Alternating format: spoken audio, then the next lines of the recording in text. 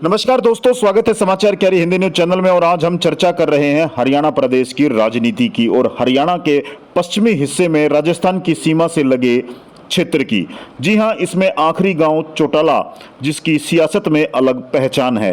राजनीति की नर्सरी कहे जाने वाले इस गांव ने उप प्रधानमंत्री Chaudhary Devilal, 2 CM, 1 deputy CM, 5 सांसद, 15 विधायक और कई चेयरमैन दिए हैं।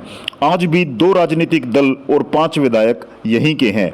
11,900 वोटर्स वाला यह जाट बाहुल्य गांव सिरसा लोकसभा का सबसे बड़ा गांव है। जाटों के बाद गांव में एससी और ओबीसी वोटर्स का दबदबा है। सिरसा सीट आरक्षित है, इसलिए देवीलाल परिवार के 4 नेता दूसरी लोकसभा सीटों से चुनाव लड़ रहे हैं। 2019 के चुनाव में यहां भाजपा की पहली बार बढ़त मिली थी। अब इसे दोहराने के लिए पार्टी अशोक तंवर के कंधे से निशाना साधना चाह रही है। वहीं कांग्रेस से 4 बार की सांसद कुमारी सैलजा इस रण क्षेत्र में 20 साल बाद लौटी है। इनेलो व जजपा गांव में अपनी राजनीतिक विरासत बचाने के लिए गठजोड़ करने में लगी है। यहां के मौजूद लोगों से मुलाकातों का दौर जारी है। इसलिए पिछले 1 सप्ताह से चौटाला परिवार के तेजाखेड़ा फार्म हाउस में देर शाम के समय हलचल बढ़ गई है। इस बार यहां की एक वोट के लिए सभी पार्टियां जोर लगा रही हैं।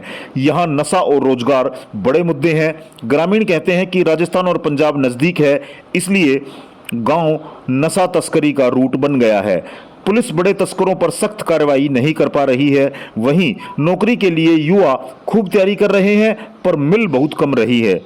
रोजगार के लिए कोई इंडस्ट्री नहीं है। बच्चों को कॉलेज की पढ़ाई और नौकरी की तैयारी के लिए राजस्थान जाना पड़ता है।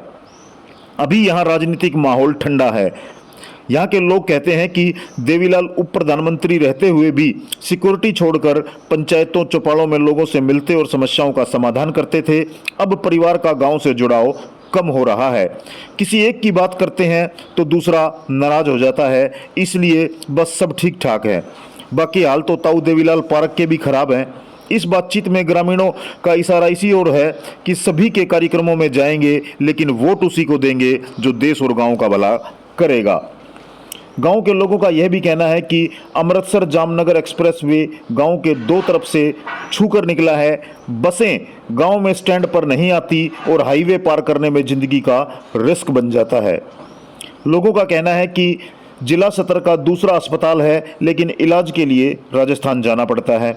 अस्पताल में कुछ दवाइयां मिलती हैं, टेस्ट और इलाज ऑपरेशन की सुविधा नहीं है। मरीजों को डबवाली और सिरसा रेफर कर दिया जाता है। वर्षों से हरियाणा की राजनीति का केंद्र रहे धुरी बने सिरसा जिले में अब वो हलचल और वो रौनक नहीं है।